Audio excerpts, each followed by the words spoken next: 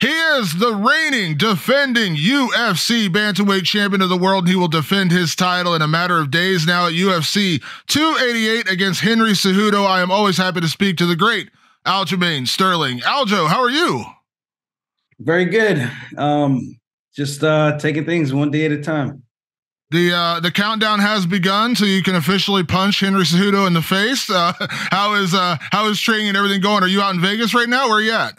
No, I'm back in New York. Going to finish up out here on the East Coast. Just makes more sense, more practical, especially with the fight being here on the East Coast. Back in my yard. That's true. That's true. Yeah, and also, listen, it's only a 3-hour time difference, but I'm sure you're getting your training in tune because you're going to be fighting at midnight. You know what I mean? So it's it's a much later time for your fight. Yeah, the good thing is there's only one title fight. So what I'm thinking is maybe we will fight a little bit earlier than midnight, which would be really nice. Because there's something you got to be able to get up for that, I'm very good at being able to take a nap and sleep before the fight. And it's been something I've been doing since my very first pro fight. Because actually my amateur days, like sleeping beforehand, it almost like I do my morning shakeout, which is like kind of going through the fight, simulating what's going to happen, get a sweat in or run, whatever it is that I would do. I kind of changed that over the years, but then I would take a nap after eating and everything, stretch. And then when I wake up, it almost feels like I just woke up again. In the first thing in the morning, and I just have a lot more energy. For me, in the morning, I always crash around the afternoon time, and then it's hard to kind of get up for that next workout. So when I take a nap, it just makes it so much easier, and it almost feels like I got I don't want to say second win, but in the sense of like having fresh energy for the actual fight, it almost feels like that. So that's been the recipe. And the one time I wasn't able to sleep, because I felt like shit was the Jan fight, the first one. So hopefully things go my way again, and we have a good approach to the fight, and I think we'll be off to the races. Absolutely. I know we've talked about fighting in New York and all that kind of stuff. I know this is kind of like the second best thing, even though I've been to both many times. New Jersey feels like a whole different world compared to New York, but is there a little excitement fighting closer to home? Like, I'm sure you're going to you always have a lot of friends and family, but I'm sure it's going to be a little easier for them to travel down to Jersey versus, flying to Vegas or Abu Dhabi in some cases. Yeah, for sure. In the very beginning, if I'm being completely honest, I was a little reluctant about it because I always wanted to fight in Las Vegas, but I want to fight at the T-Mobile. I have not had the opportunity to fight there yet. And the one time I was and the fight got moved, that's when I was supposed to fight TJ, and they pushed it to Abu Dhabi. I'm like, so to go from being excited about fighting at the T-Mobile 2 different times and then getting it pushed. And then I kind of thought about it, and then all my friends were hitting me up. They're like, yeah, well, you're fighting on the East Coast. And I was like, you know what? This actually is not a bad thing. I think I'm actually the first champion from Long Island or even the East Coast, with that said, and fighting in their hometown kind of thing. So this is going to be a great opportunity for everyone to come out. Very affordable. It's a short drive over the bridge, or a train ride and then a drive over if you want, depending on how you want to get there. So it's going to be almost like a high school reunion / college reunion. I'm super excited about it, man. I did a lot of my fighting on the regional circuit in New Jersey. I did a couple of fights on the Native American. I'm trying to be PC here. the reservations as an amateur. So haven't been able to fight there as a pro in New York, but at least as an amateur, I fought on the reservation before. So it's been cool.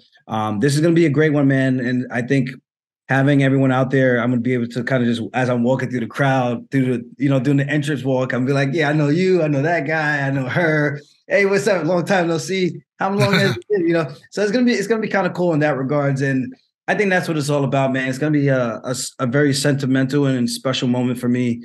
Even just thinking about it gets me excited. And it's not very often you have these opportunities, So thank you to the UFC for setting this up, and now I just gotta go out there and whoop this man's ass.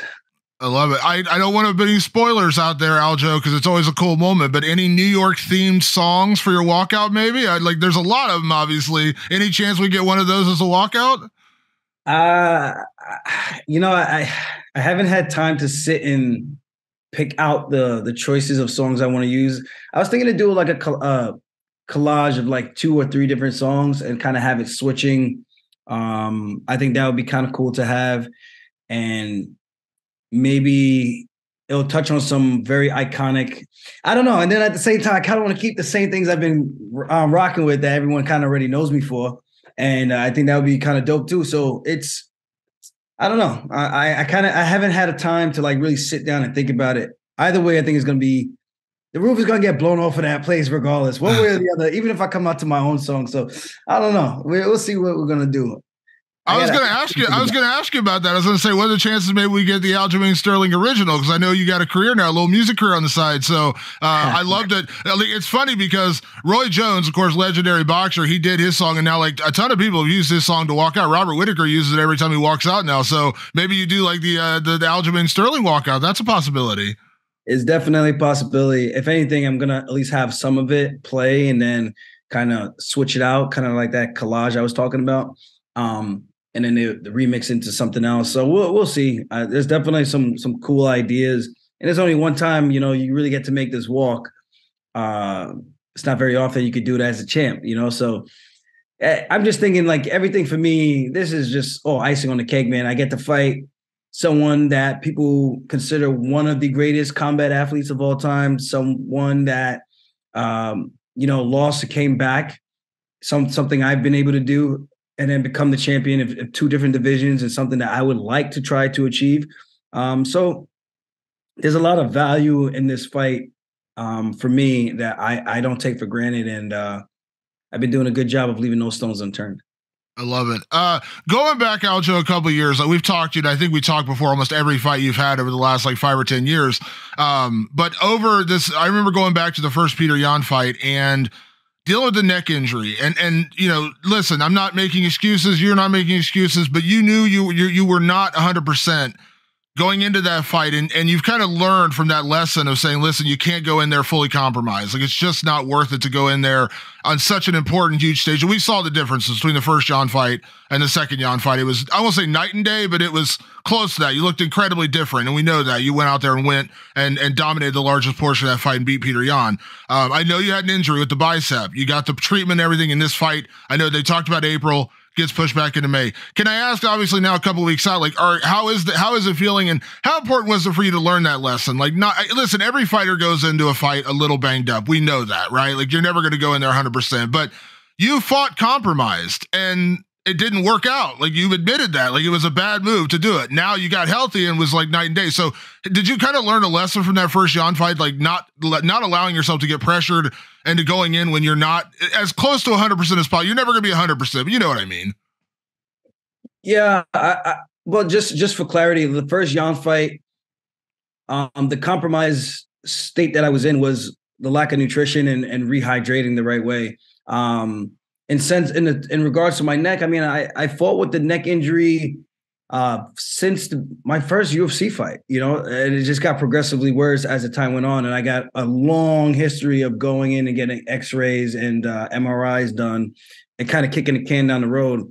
That might have had something to do with it, but because I had to get the cortisone shot right before the fight, I want to say about 3 weeks before our first fight that was scheduled for December that Yan pulled out of. And then that actually was a blessing in disguise for me, because I got to take time off and heal up my neck a little bit more with the cortisone shot. And then I tweaked it again right before the fight.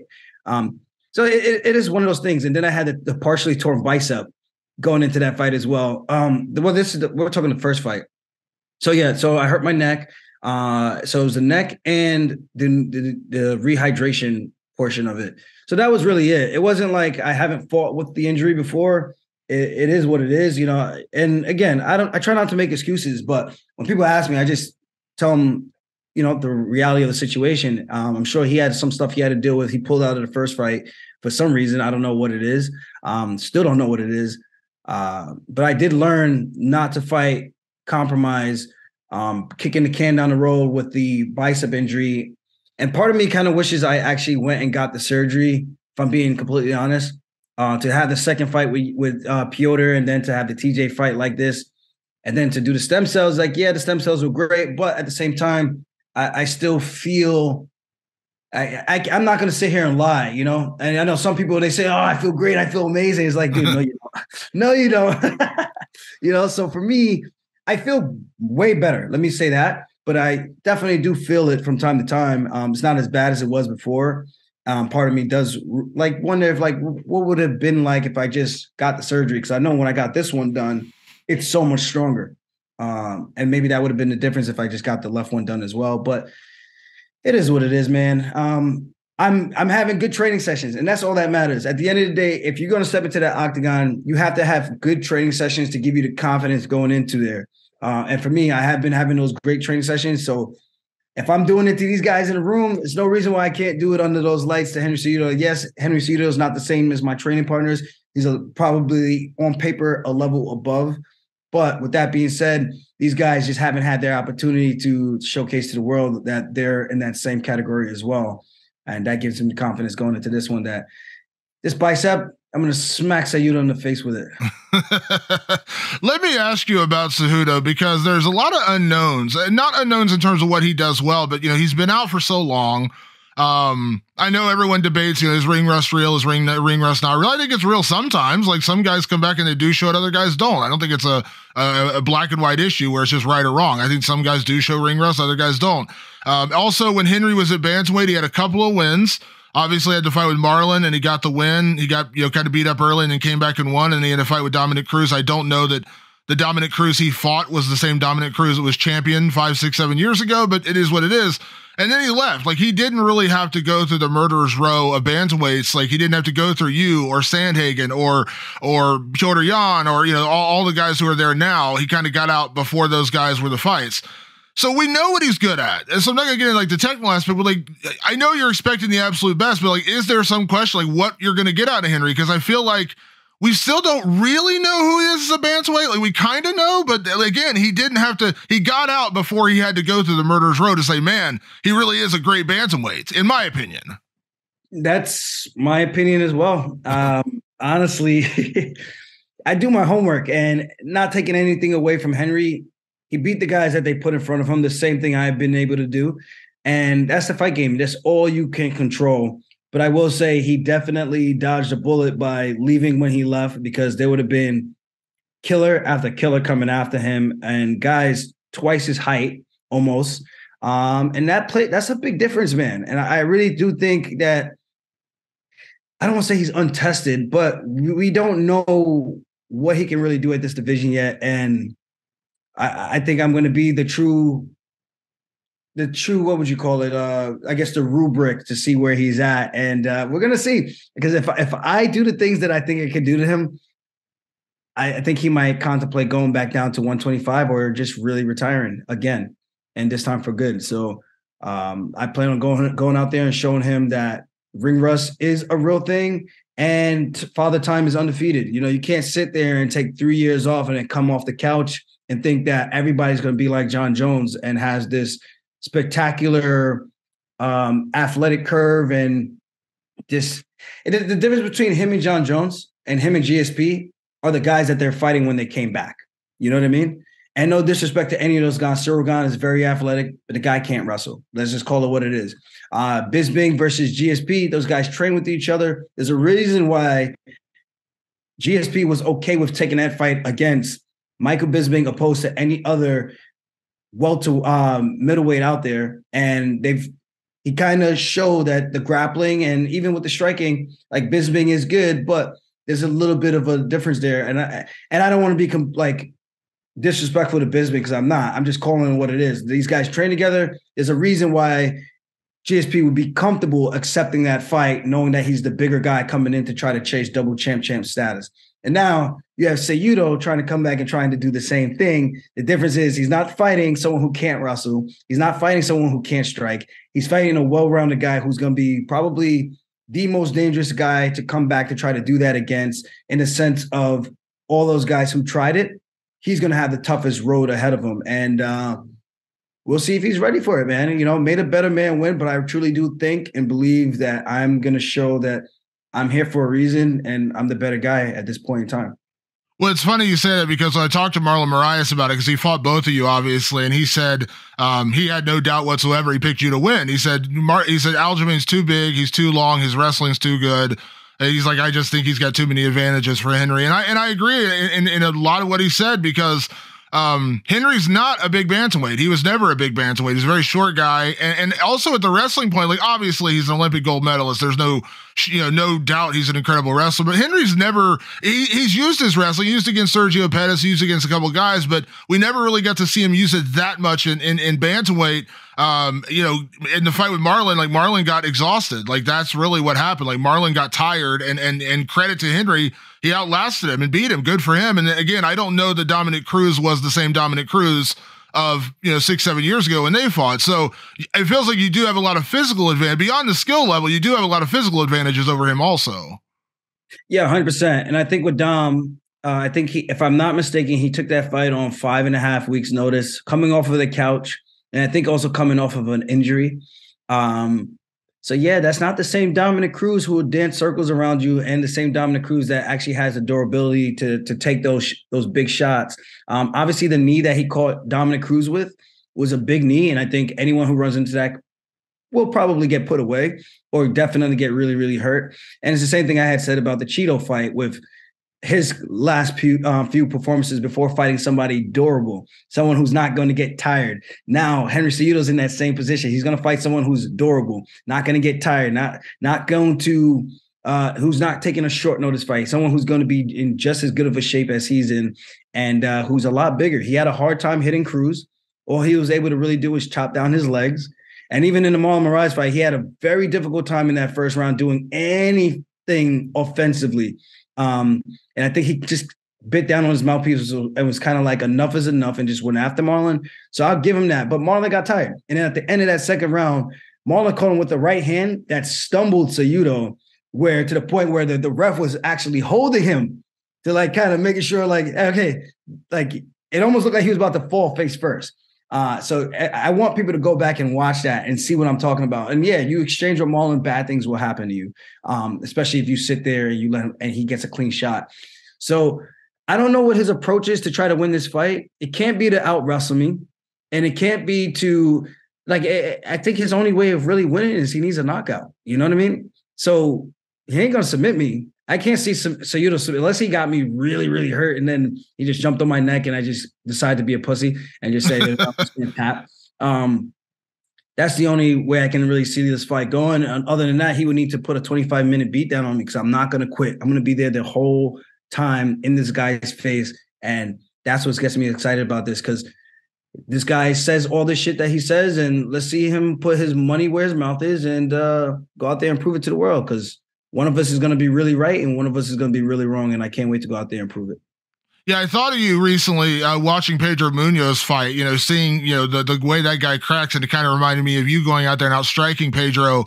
People kind of forget about that for some reason. Like when you went out there and just used your striking for an entire fight and beat him, that to me was one of the most impressive performances of your entire career. And everyone's talking about the wrestling here. Listen, Henry, again, he's an Olympic gold medalist. There's no doubting that, but MMA wrestling is different than college or Olympic level wrestling.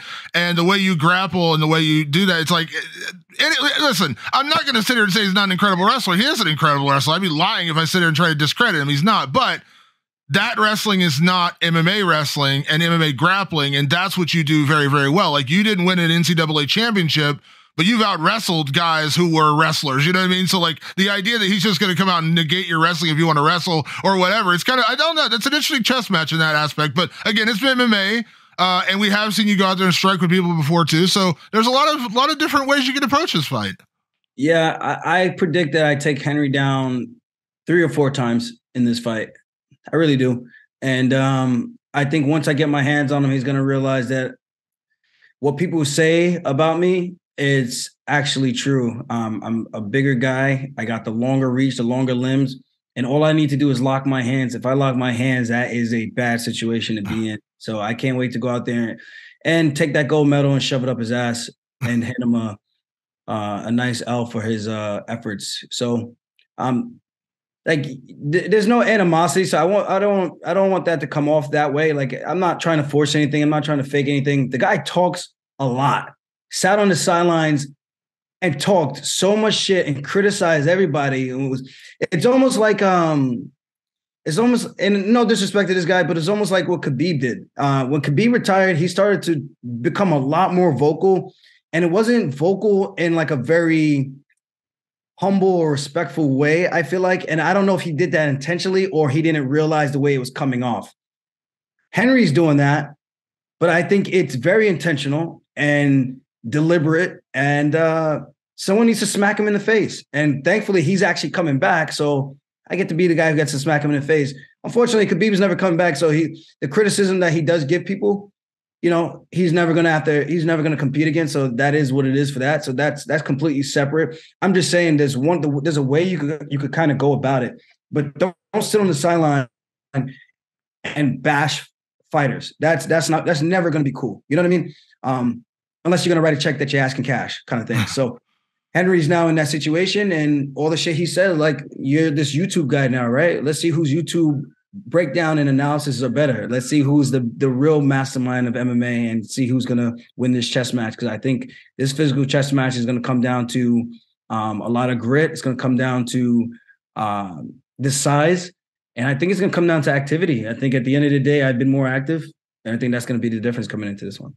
It's funny because we always talk about like mental strength in this fight. And I would argue, Aljo, I don't think there's a mentally stronger fighter in mixed martial arts than yourself, because everything you went through to get here, and then dealing with that first Jan fight and the aftermath. And we talked many times about that, just the bombardment of criticism you took, unfair criticism to this day. And then to go back out there, beat him convincingly. Then you had TJ just chatting, talking. I'm this, I'm that. And you got to beat him.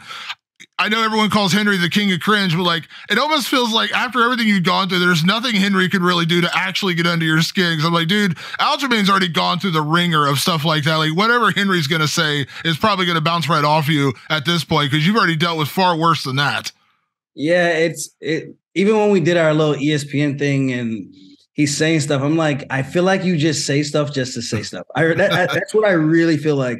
And then I have to ask, like, I have to wonder if he thinks like on these other guys that he's competed against, like, words don't bother me. It really doesn't. If anything, it motivates me and it makes me want to take the words and shove it up. It's more about bragging rights for me than anything. It's just like, okay, we'll see. Oh, you think I can't strike? Okay, we'll see. You think I can't take you down? Okay, we'll see. And it's just one of those things. It's not like I need to hate you to kind of get up for the fight. At the end of the day, you're trying to do something bad to me, and I can't allow that to happen. And the only way I could do that is to go out there and beat your ass first. So Henry can say whatever he wants. I think I've shown that even if the world is against me, I'm still going to fight back. I'll chirp back, and nothing's going to get inside my head and deter me from doing and believing what I believe in. You mentioned it earlier, so I'll ask you real quick here, Aljo. You said that, Henry came back. He got this immediate title shot. Deserve it, deserved or not, doesn't matter. He got it. He's getting it. But is there a part of you that thinks you go out there and beat him at UFC 288? That's probably it for him. Like, he'll probably walk away again. Because I can't imagine him losing and then saying, oh, man, I can't wait to climb back up the ranks again. Like, he had already walked away.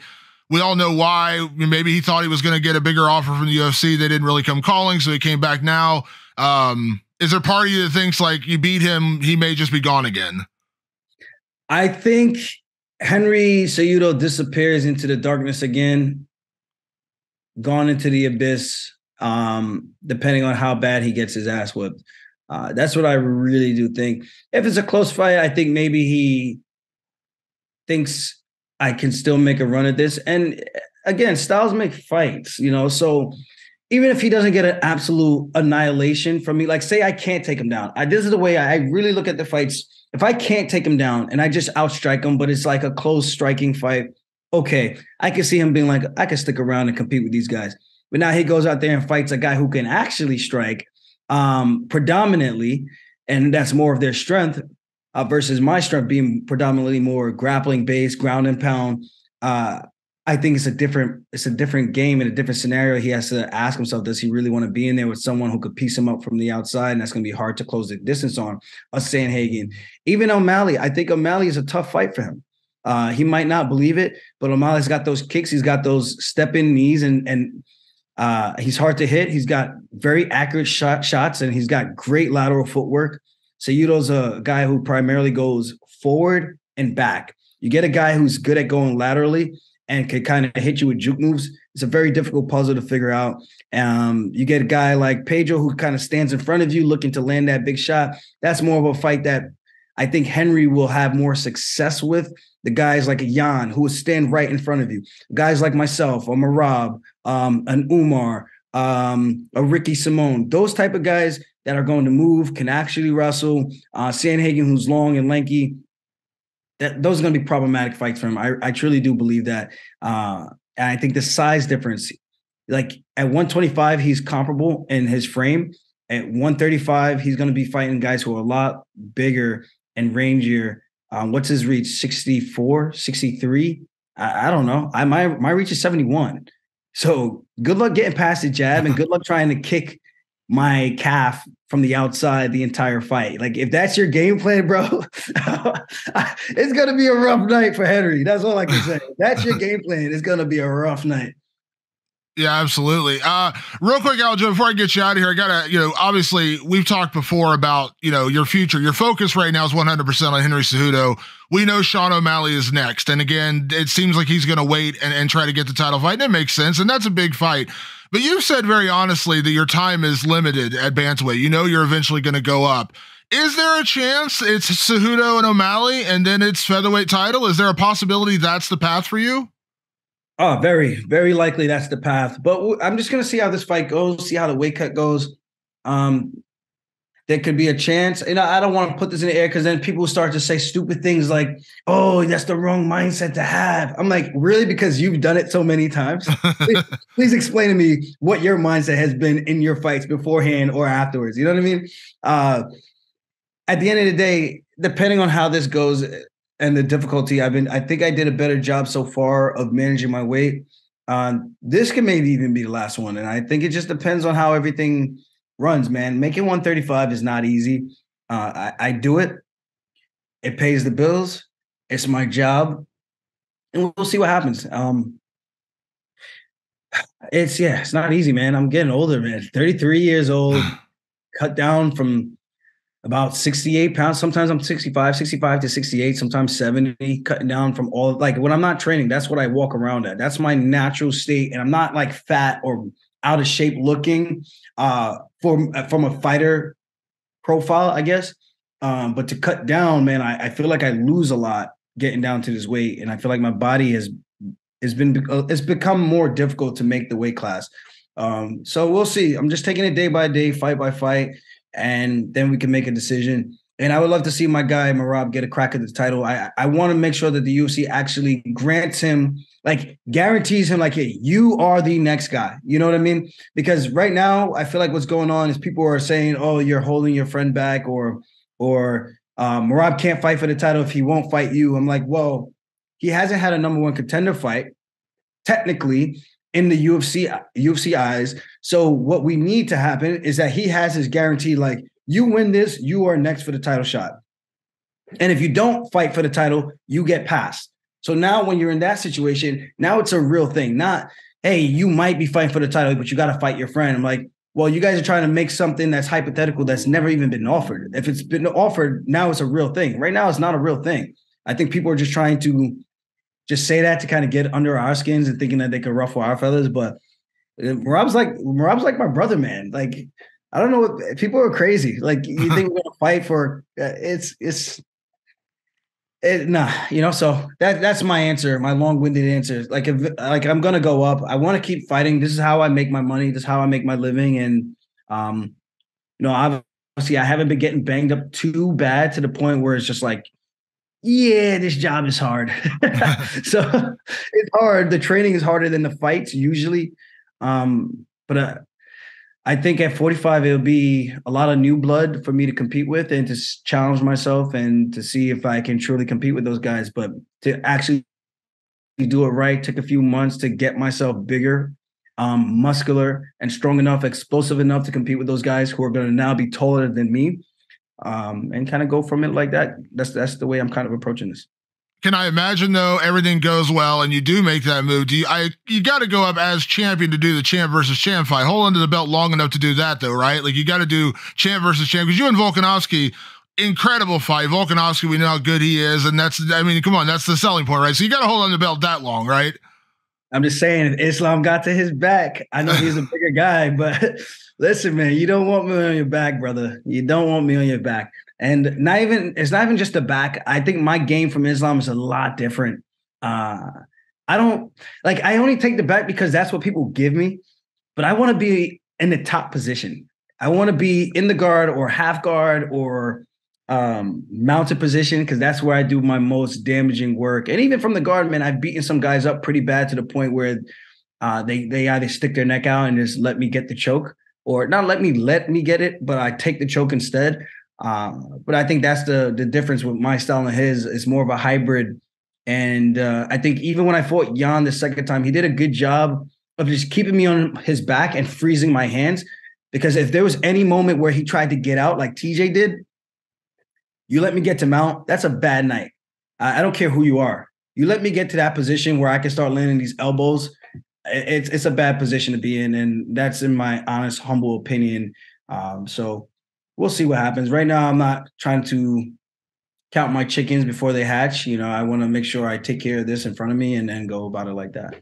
Yeah, well, I do love your attitude, and I know I had said to you and Merab, I said I'm no longer going to ask either one of you about fighting each other, because you've been very adamant about that, and I respect you about that. But it's funny, I've talked to a couple other guys, Matt Brown, who does my podcast with me normally, and he's like, I respect Aljo. I respect him not wanting to fight his friend. Like, there's a lot there, and I think a lot of people have come around on that. And I know Dana's got to say what Dana's got to say, and I get it, there's business there, but I respect the hell out of you guys sticking to it and being like, hey, our friendship matters more than, money and titles, and he'll get there. He's going to get, look what he did to Peter Yan. What an incredible performance, man. Merab's a monster. And I know there is no bigger fan of Merab Dvalishvili than Aljamain Sterling. And I know there's no bigger Aljamain Sterling fan than Merab Dvalishvili. So I respect that. Like you've said numerous times, hey, I will eventually go up and he can get the title. And he said, I know Aljo will eventually go up and I can get the title. Like, I respect the hell out of you guys for sticking to that, because we've seen it. Like this sport can chip away at you, man. And then people can chip away at you and say, oh, you got to fight. Come on. You got to do it. And, things happen. I respect the hell out of you guys sticking to your guns and say, we're not going to fight. His day will come and my day will come to move on. Yeah, 100%. We both came from literally a very similar situation. And man, we both worked so hard to get to this position. Who would think two guys from the same gym could ever even be in this conversation? It's not easy to do. I know there's another one with Chris Gutierrez and Jonathan Martinez. I know, although Chris Gutierrez just lost, but it's a very difficult thing to accomplish. Two guys, the same weight, from the same gym, from the very beginning, working their way up, and then both of them in a position where they can fight for a title. Is not very often you see that. And I know most people would be super eager to be like, yeah, I'll fight that motherfucker, who's like with no hesitation. But I think those are people who are kind of just floating in the rooms, in and out, and they're not really friends. They're not really training. They're just more so like, I'm here to do a job and that's it. Like, we're not really as cool as you might think, So, and that to me is kind of fake and phony. I wouldn't be here if it wasn't for Merab. And I think I would like to think vice versa for him as well, in terms of being training partners and in terms of structuring workouts with each other where, we got our head coaches, but for the most part, we run our own practices. At least for me. I know for me, 100%, I structure my training weeks. I structure my practices. And I've been doing that since since the beginning of my fighting career. Maybe not the beginning, because I don't want to come off like it's discrediting people. Like there has definitely been people helping out, but structuring my workouts and things like that, and game planning and breaking down film, that's been pretty much me my entire career, So, and I help Merab out with a lot of stuff. I watch film, I break it down, I show him some stuff, and we go over stuff. And at the end of the day, he puts in the work, and that's it, man. So it's good. I like to see him succeed. That's all it is. And we're neighbors. We actually are literally neighbors in Las Vegas, So yeah, fighting my neighbor. That's what it's funny. The quote I thought of from Matt when he said, he's like, Matt Brown said, I fought teammates and I fought training partners, but I would never fight a friend. And I thought that was a great way to say it. Like, yeah, that's true. Like, he's not just a teammate and a training partner. He's a friend. And that's what Matt said. And it kind of struck home with me. He's like, I would fight a teammate. I fought training partners. I would never fight a friend. Yes. And it's very different, man. I can tell you that. It's very, very different.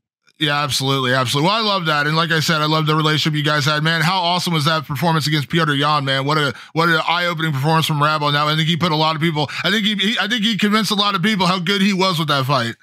Yeah, I think a lot of people thought it was all talk. I'm like, no, you guys don't get it. Like, this guy will spar 3 rounds and then go sparring 2-3 other people 3 more rounds each. So that's a total of like 9 rounds of that same pace, that same intensity. And he's not like the greatest at holding people down, but he doesn't care. He'll take you down, throw you on the ground, and then he'll turn his back and just stand up and he's bouncing around waiting. It's the funniest thing because we're all just sitting there laughing. He's like, I wonder when this guy's going to be like, enough is enough for the day. But not for him, his practice partners, so it's always fun to watch Merab spar because he's just going to go, man. He's an Energizer bunny. Yeah. Is Merab going to be in your corner for this one, I assume? Yeah. Him, Ally Quinta, I believe Ray Longo, and I think we got Matt Serra back. Okay. Loudest. How can you not have the loudest man in MMA history in your corner? Come on now. There's no better. It's so funny. One of the first things I remember from early in your UFC career was when I learned your nickname is Aljo, because early on, whatever, it was Matt Serra in your corner shouting, Aljo, go here, Aljo, do this. It was so funny. That's how I learned the Aljo nickname, was from Matt Serra screaming it in the corner. Yeah. It's I know that whole little thing that we had, and we spoke, and I think now that some time has passed, it's I don't want to say water under the bridge, but I think there's more of an understanding of what actually happened between us. So we're all good, man. Even after that, like, we spoke, but I think it was still a kind of an open wound to just jump right back in. But I think now that some time has passed and more training sessions and things like that, I think it just feels right, especially title fight, East Coast, New Jersey, where all of us have fought multiple times, where he's cornered me, where these guys have cornered me. It'd be good to have the old band back together. So I think people are going to be, I think a lot of people who know us from the very beginning are going to be excited for this, just not even just for the fight, but just to see all of us together again. Yeah, that's like the crew right there, right? Like, that's the original crew. So and you're fighting in Jersey, so it kind of makes sense. So I love it. Matt's a great guy, man. I know he's been there from the very beginning, so it'd be cool to see him back in your corner. Aljamain, I appreciate you always taking the time. You're one of the busiest guys in the world. So I always appreciate you doing this with me. Obviously, safe training the rest of the way. I don't know if you're driving or taking the train down to Jersey, but safe travels down to Jersey. It's a quick trip for you, I'm sure. So safe travels down there. Best of luck in the fight with Henry Cejudo. Not that you need it. And thank you as always for the time. I really do appreciate it. Thank you, Damon. I appreciate it.